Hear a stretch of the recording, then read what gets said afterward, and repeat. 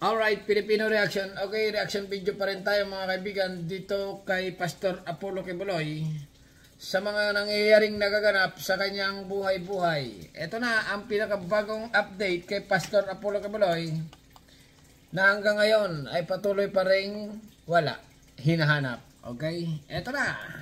Samantala, 4 na pasilidad na pag-aari ni Pastor Apollo Quiboloy ang pinasok ng mga awtoridad para magsilbi ng warrant of arrest mula sa Senado at Korte, pero bigo silang matunton ang pastor. Aminado naman ang PNP at NBI na malaking hamon para sa kanila na hanapin si Quiboloy.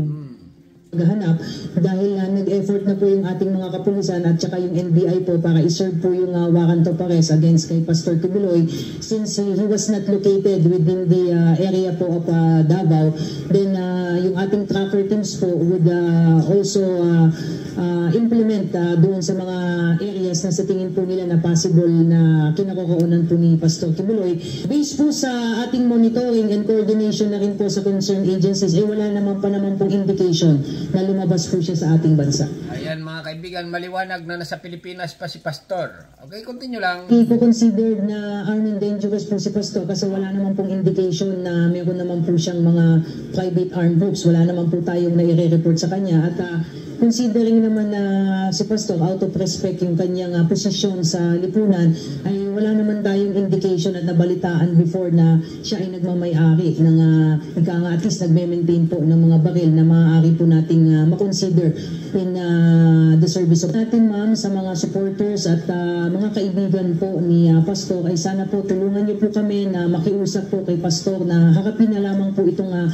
kaso po na ito at maging mahinahon sa magiging proseso po ng kanyang pagsuko o kaya naman po ay kung sakasakaling siya po ay matsyempuhan ay definitely po ay i-implement at isa-serve po itong warrants of arrest. Ayan mga kaibigan, okay, continue lang. Po natin yung judicial process at on the part of the PNP ay isisiguraduhin naman po natin doon sa mga supporters, sa mga mahal sa buhay at kaibigan po ni Pastor. Nare-respetuhin naman po natin yung kakapatang pantao ni Pastor at dadalhin po natin siya sa jurisdiction po ng korte para sagutin din po niya yung mga reklamong isinampa po sa kanya. Yan talagang magaling itong tagapagsalita ng kapulisan mga kaibigan. Okay, continue lang. Ito mga kaibigan, si X nagsalita na rin. As a lawyer, I would say that you can go to court and fix your case and post a bail bond. That could be an option. But if you do not think that you will get a fair deal with this administration, because we have been talking about Marcos and everything, huwag kang lumabas dyan sa Tamayog. Nandiyan na yun sa Tamayog. Mga kaibigan, ang location ni Pastor ay nasa Tamayog. Malaki lang ang Tamayog. Alam mo, ganito yan.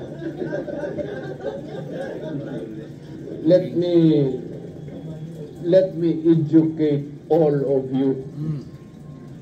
Ang Tamayog, malaki yan, sa loob maraming bahay. Ibig sabihin, ang mga bahay dyan sa Tamayog ay pag-aari ni Pastor or sa mga member niya yan? Make sure na marami sa mga member, okay? Ang bahay nandyan siya. Because for every bahay, it should be a different search. Ano ba yung Tamayog? X? Yan ba ay city, isang lugar? Parang kung sa kuwan ay Maynila or Batangas? Or kung sa Maynila yan, Mandaluyong, Quezon City. Parang mahirap yun mga kaibigan kasi sobrang daming bahay Antipolo, Cainta, ganun ba ang walam yan kung anong lugar yan Hindi mo pwede ma-search ang bahay na yan at maghanap ko kay Pastor Quiboloy. You would have to get another writ. Talaga naman itong si X na ito nagbigay pa ng clue kung sa bagay kung ang clue ay isang bayan lang okay pagpalagay ang Tamayog isang bayan Halimbawa, Metro Manila, ganon. Or isang ano to, barangay. Mahirap din. Kasi ang daming bahay dyan. Kasi bagay, sa mga probinsya naman mga kaibigan, ang probinsya, kung masabi mong isang barangay, parehas na ngayon. Kasi nga, ang tao ngayon, kalat na eh. Nako, talaga naman tong si X, nagbigay ng clue eh. Pero okay na rin. Ha? Iba-iba yan. Marami ang bahay na yan. Marami nga. So, mag-ikot siya dyan, makabulan kayo. By the time na matapos na napagod ka na, Bago siya magpakita. you will become a member of the Jesus Christ. The kingdom of Jesus Christ.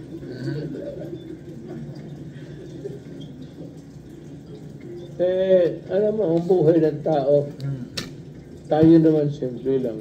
Katoliko, trabaho tayo, prayer, that someday, pag namatay tayo, tawaan Diyos, punta tayo ng langit. Diba? Okay, lahat ng mga kaibigan, lahat na namamatay na tao ay pupunta sa langit. Ha? Kasi nga, pagdating mo, pag ikaw namatay, kaya nasabi kong pupunta ka sa langit, hihiringin ka doon at itatanong kung ano ang ginawa mo sa lupa nung ikaw ay nabubuhay pa. Bago kanila, pag ikaw ay very bad na tao, bago kanila hahatulan, idala ito kay Satanas, ganon. Kaya sa langit muna ang punta. Okay? Continue lang. Ba? O gusto ninyo sa impyerno? Pero yan ay sinabi ko sa impyerno. Langit or impyerno lang. Ha? Dapat maniwala ka dyan mga kaibigan. Kasi pag hindi ka naniwala sa langit at impyerno, paano na? Pag ikaw ay namatay, wala na lang, ganon. Magiging kaluluwang ligaw ka. Okay? Okay, continue lang. Impyerno ang gusto ninyo? Huwag naman, mainit doon. Bahala kayo. Ngayon, kahanap ninyo, hindi ninyo mahanap. Hindi nga. Nasaan na nga ba talaga? It's ewan ko. X, antok ka pa yata. Ha? Tama yung malapit dyan. Malaki ang tanga yun. Naku, parang alam talaga nito eh. Alam. Malaking malaki. Malaki. Ganon. Pero, Mayor, may mga speculation kasi that someone is Nasa bahay ko. nagiging Sa bahay. Look, kung kaya na ako magkatapos, mag-uwi ako. Sama tayo doon sa bahay ko. And if you can find Kibuloy there, Paano yan? Pag nandun sa bahay mo? raising the ante. Ano ba magkano mo ng 100? I'll make it 200,000. Wala. Ibig sabihin, magbibigay ka ng reward. Wow! Wow na wow! Or 300. Or even 500. Ibuhos ko na lang yung pera ko para maligaya kayo kung makita niyo siguro. Bahay ko. Mas mayaman ito si X kay Duterte. Ay, kay Kibuloy. Kasi ang bigay ni Kibuloy, 1,000 lang eh. Kung sino makakahanap sa kanya, 1,000 lang bibigyan niya. Samantalang kay X, 300,000. Wow! Wow na wow! For real! Real na real! Kung real! Okay, pastor, ikaw naman ang wanted. Kung akong damahin dito. Kasi nga, kayo nadadamay X, best friend mo yun. Prosecutor ako tapos. Mayor designated Mayor as legislator of Kapasang People's Power. Nalipat ko na sa lahat ko sa pangalan mo. Gusto ka ano? Sa ano gusto yung party dyan na ano? Bigyan kita.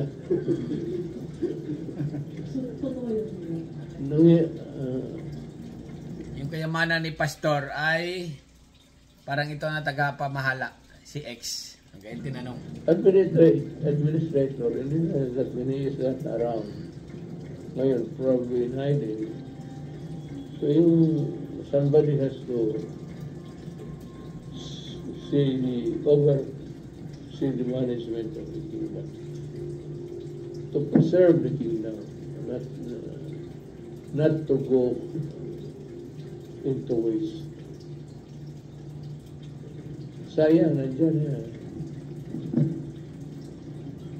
Kingdom of God yan.